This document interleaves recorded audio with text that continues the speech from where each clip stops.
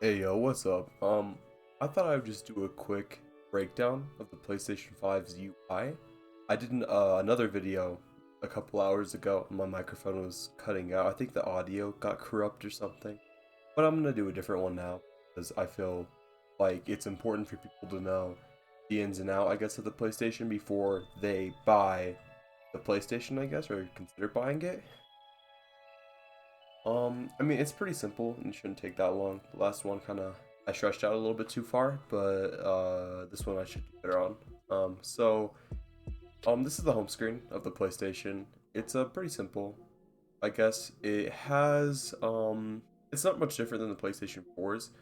It has the PS Store here, the Explore your games or whatever, but it is a lot like functionally different. Like it looks the same, but it's a lot different when it comes to like how it works. So the first thing that's different by far is the PlayStation Store for sure because the PlayStation Store it's not an app anymore. It's built into the system. So it's kind of like another section like settings or something.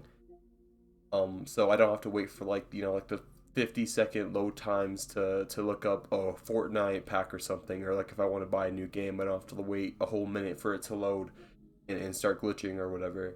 But as you can see, like here, you just go straight down into it and then see everything.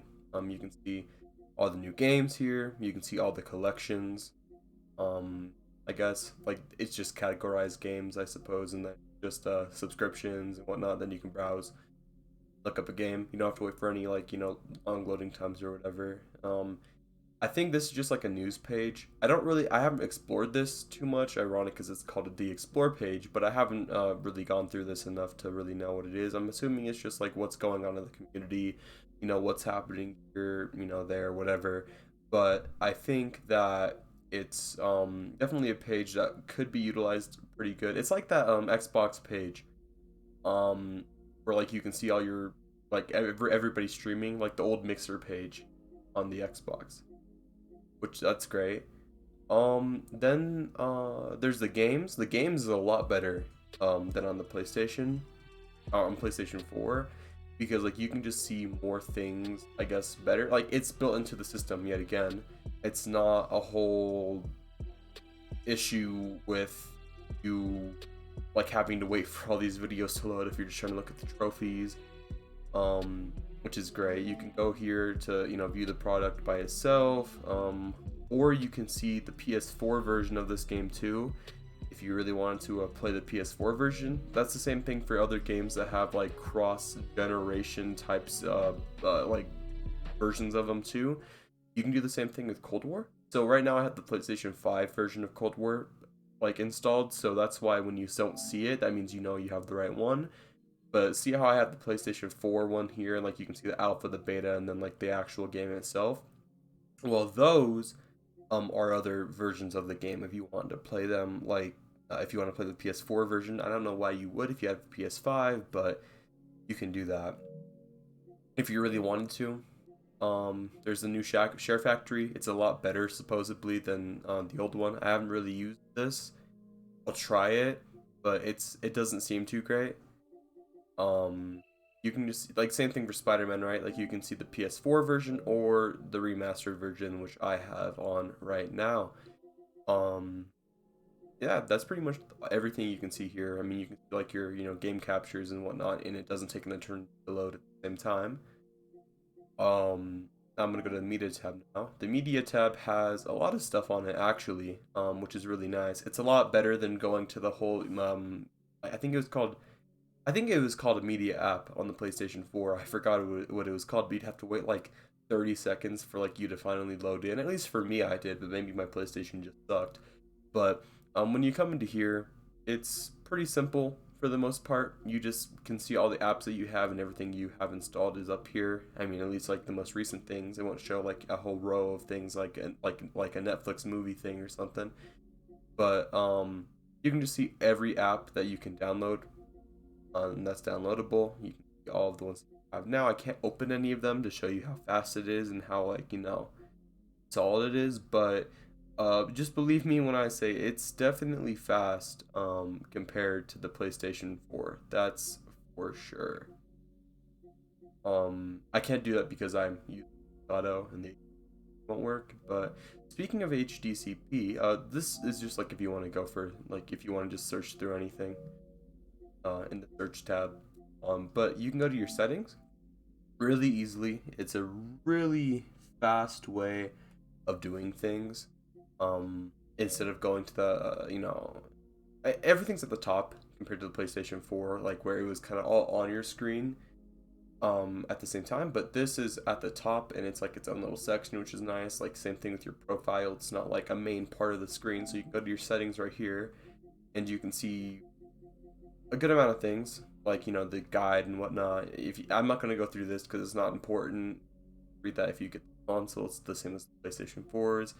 The accessibility, you can just see like the screen, the color correction, all of these things. The controller, that's fine. Network, if you want to check Wi-Fi or whatever, I'm not going to open that, so I don't show my Wi-Fi. But same thing with the accounts. I don't want to show any account information. If you have kids over or anything, you can just with the family parental controls. It's kind of the same as the PlayStation pretty much. It's just a little bit better because you system here and some of the things are flipped around because I'm pretty sure the HDCP should be in network or something. I might be wrong, but in the PlayStation 4 I'm pretty sure this is in a different place.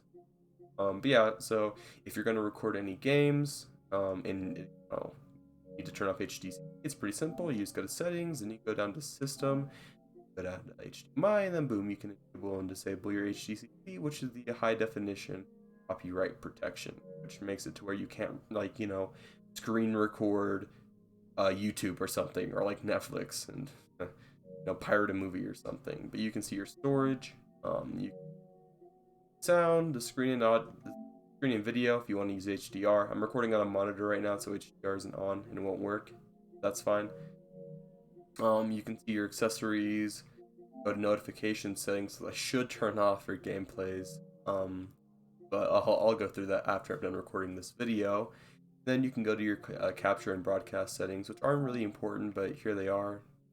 Everything that's there, I guess, if you want to see that. And also, if you want to turn off this trophy thing, you can smaller, or you can up to 30 seconds or whatever.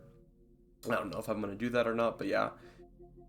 I might keep it on until I platinum Spider-Man, then I'll just turn it off and forget it. I mean, I'll keep the screenshot thing on because I guess that's cool, but other than that, I don't really care. But that's all the settings. The profile's pretty simple too. I'm not gonna really go. I'll do that. So you can just see your online status, your trophy, everything here. Really nice. You can go to your profile. You can go to. You want to see your trophies? You can just go here and search through all of these. If you want to see which user, that's simple. You don't have to go to the whole side section power bar thing. You can set your online status. I can go status. I can go to busy or appear offline. I think busy is a new option. I never saw that on the PlayStation 4. And you can go to your profile and see overview like that and the friends you have on that. Cool. And that's really all to that. Lastly, so on the PlayStation 4, there was the home button. If you press the home button, it would take you to the home screen. Then if you held it, it would have that side menu up where you could, adjust your microphone volume or whatever. Well, here it's flipped, kind of. So if you press the button, it'll bring up this menu. And this is the equivalent to like the sidebar menu on the PlayStation 4. But on here, you can go straight to home. You can go to switcher, which this is kind of like the how the Xbox does it, where you have all like the games and apps you were playing on the side of your screen. But I think this is better, honestly, because you can see it separates the games and the media. And on the Xbox, sometimes I accidentally press game, or I accidentally like scroll down too far and go to media, but I don't know there's like a big or whatever. So I like this a lot. You also go to options just to see you can close your games from here on the Xbox. Start this options, which is really good. Notifications, you can do the same thing here. I hope this didn't corrupt any save files with Spider-Man. You can go to your game base right here, and you can just see all your friends and what they're doing. That's pretty much if you want to invite people to parties or whatever. You can click their profile just really fast there. If you're listening to Spotify or something, go to music, broadcast, downloads and uploads. This is how you get to your download screen. I don't think you can do it any other way. like from it's not through your notifications, it's its own tab now, which is nice. But you can just see everything that's downloading, which nothing's downloading for me right now, but that's good. I guess I don't know. You can go to your network, you can go home to your sound to adjust that, microphone, your accessories, your then it's a lot better, I think. And then if you want to, like, here, let's say I wanted to start a game like Astro's Playroom. I'm just gonna start this for an example. Okay, see, so if I press this button, it brings up this little menu, and the good thing is I don't have to wait for the whole app to load in to actually see anything else, which was an issue on the PlayStation 4. I hated, but now it's not a thing. But can what I'm sorry if I'm stuttering, it's late at night, but if you hold the button, it'll take you straight to the home screen. But if you press it, it takes you to this. Same thing if I'm in the game right now. If I press it, take me to this, and you can see everything that's in the game too. I'll just show you a quick overview. If you're on the, you can go to Switcher yet again, but when you just press the button, it pops up this little menu, and you can see how close you are to getting certain achievements, and what achievements you already locked. You can see people that are in a game, like your friends or whatever, and if anybody's joinable, you can do that. So that's cool. And yeah, that's pretty much it to the new UI, I guess. There's really nothing different. I mean, at least dramatically different. I mean, obviously it looks different, but functionally it's just a major upgrade. But it's not like so different to where it'll take you a whole month to get used to it. I got used to it in like 2 hours because a couple things are just flipped around, but other than that, like, it's pretty much the same layout, just more spread out and user friendly. But yeah, if you guys enjoyed this video, make sure to like and subscribe. If you want to see some Spider-Man Miles Morales gameplay, I have a video up on that. I'll put that on the end screen. But yeah, I hope you guys enjoyed this. Make sure to like and subscribe. Comment below what you want to see next, if it's anything PlayStation 5. But yeah, I'll see you in the next one. Peace.